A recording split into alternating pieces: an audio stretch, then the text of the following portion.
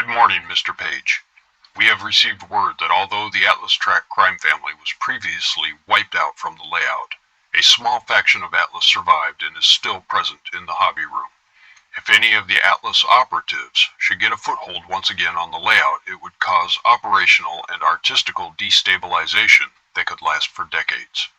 Your mission, should you decide to accept it, is to infiltrate the hobby room, get to the layout, and get the Kato track wired and glued down before it's too late. As always, should you or any of your team be caught or killed, the Secretary will disavow any knowledge of your actions. This tape will self-destruct in 5 seconds. Good luck, Brian.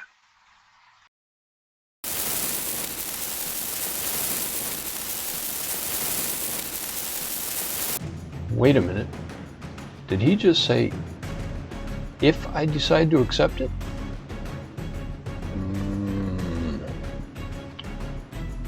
That means I can refuse the mission? Oh, all right, I'll do it.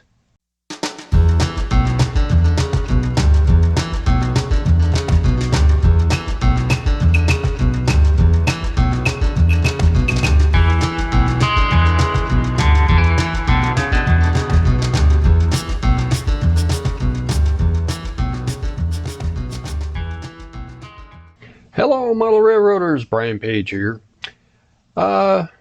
For my impossible mission today, I'm hoping to get in there and do some more hole drilling and wiring and try to get the track glued down, although I don't think I'm actually going to get that far today. There's something I want to do first, and something that's been bothering me. One of my subscribers mentioned the fact that these expansion pieces sometimes the trains don't run very well on them, and also something else here, I'm not fond of this strip right here. It does not look realistic. It doesn't look right on the layout. So what I want to do is I want to replace this, and I'm going to take this out. I've already measured the amount of space between the other two track pieces. So I'm going to attempt to modify an extra piece of track I have, shorten it to fit the spot that this expansion was in. I had some footage of taking it out and doing all that. I have completely lost it. I think I accidentally deleted it. So sorry about that, but we will continue on with actually modifying the piece. Well, I've adjourned to the garage, and that's where I make all my messes. And I have the X-Acto saw, but I don't have the miter box for it. And so what I found out here is that this is an old miter box that belonged to my father many years ago, and it's actually for a standard size coping saw. But what I found out is that this X-Acto knife will go in here, and the back spine of the blade will actually go down into the slot and keeps it at a pretty good straight angle. I don't have much room to play with as far as sawing motion, but I don't think I need it for the track. So I've put marks in here. What I'm going to do, don't pay any attention to that mark there, that was a mistake. What I'm going to do is I'm going to section out this part right here, if you can see that. Yeah, this section right here. I want to keep this little base piece right there, and of course what I'm hoping to do is separate this in 2 places, slide the end off the rails, slide this chunk here off, and put this end piece back on. So let's see how we do here. I need my glasses. All right. Hopefully you can see this. I'm sure other people have done this many times already. All right. Yeah, like I said, my sawing motion is very limited here, but I think we're headed in the right direction. Let's see, how far have I gotten here?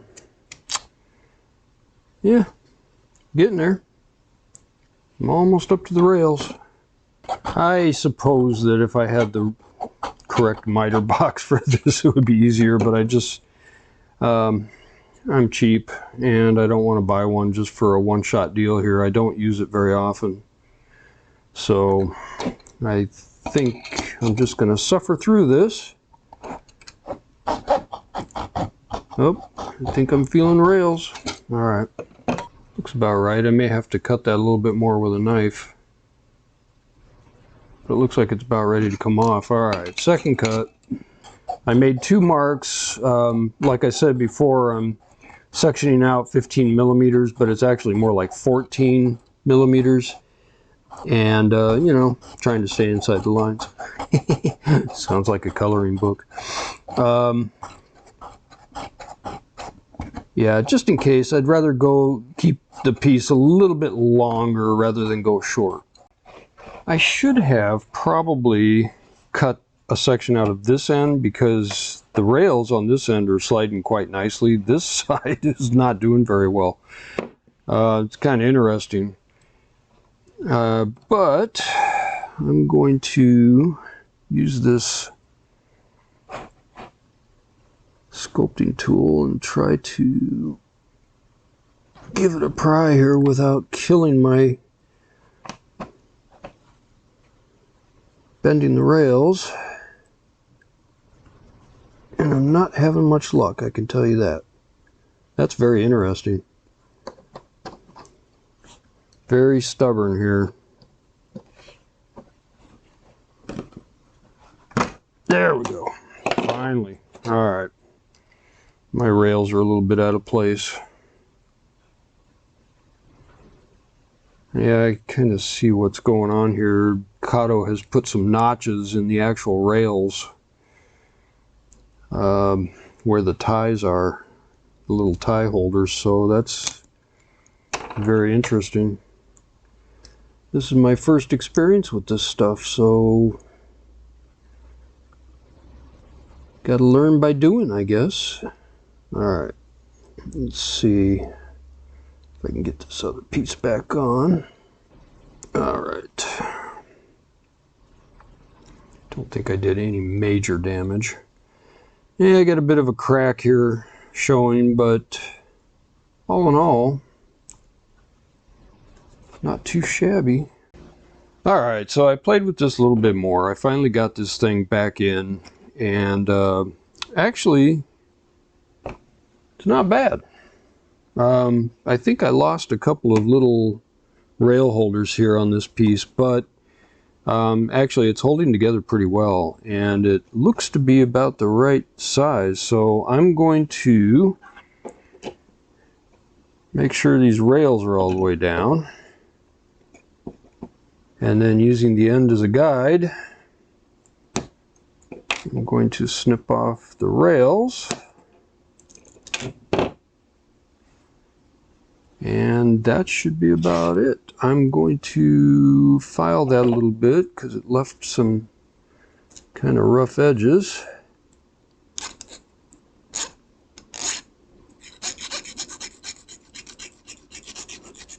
Dress it up a little. Just a little bit spiky there on the end. So, all right. So with, I forget which way these things go.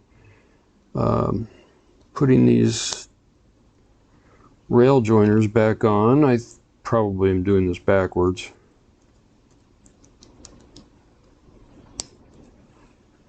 There we have a custom shortened piece. I think, yeah, it's a little bit loose there, but I think once it's into the layout, it's going to be fine. I'll make sure I get some glue under it. So there we have it, folks. Let's find out if it works in the layout. All right, here we are back at the layout. little side-by-side comparison there. I really do not like that slab in the expansion piece. It just doesn't look right, and I don't need a crossing there or anything, so yeah, I'm gonna be happy to get rid of that. So here we go, putting the modified piece in, and hopefully we won't be able to see too big of a cut there where I sawed out the piece. And what do we got? Snap. Yeah, not bad. I don't see it that much. That's easily hidden. Not bad. I love it. Okay, just to keep you apprised of how I'm doing the layout work, I'll show you how I'm putting in my feeders. It's always a challenge getting the track broken apart when it's completely together. I'm taking out both sections there, and I've got marks on there with an F for feeder, and I just stick the bit down through the foam and drill out the wood underneath and vacuum it up. That was magical. With the mess gone, time to stick on the power joiners.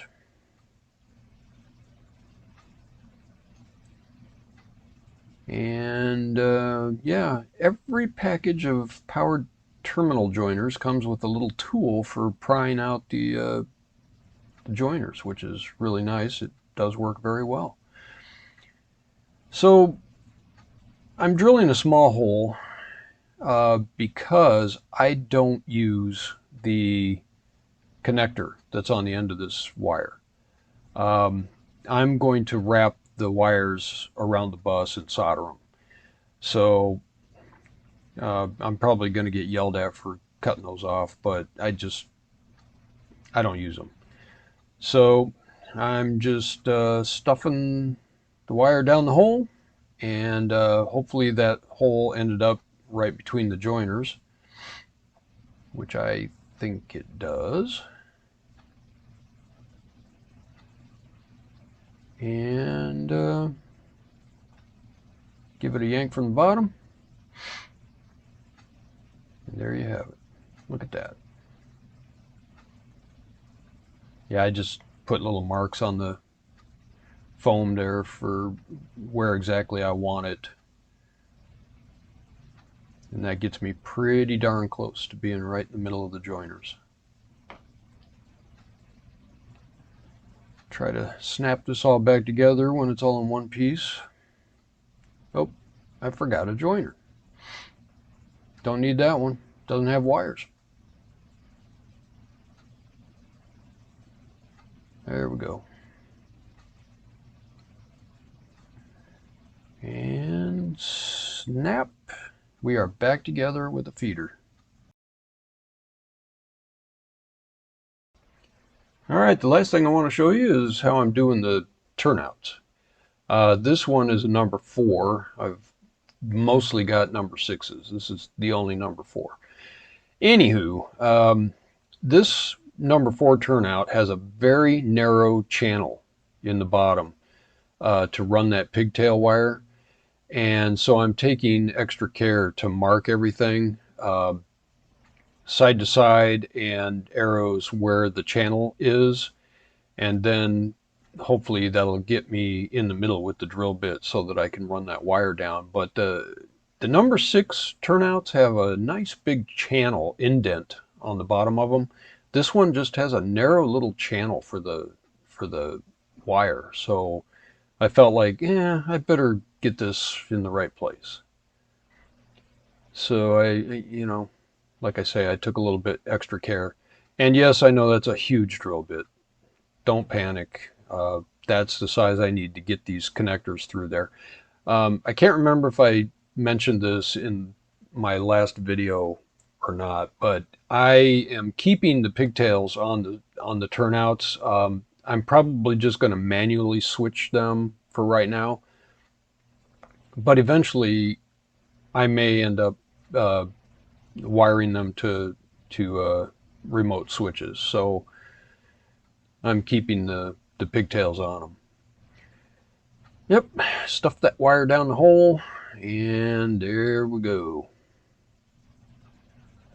Like magic. I like the way the mess just disappeared too. I vacuumed that, but I cut it out. I love doing that. Auto magical vacuuming. So here we go.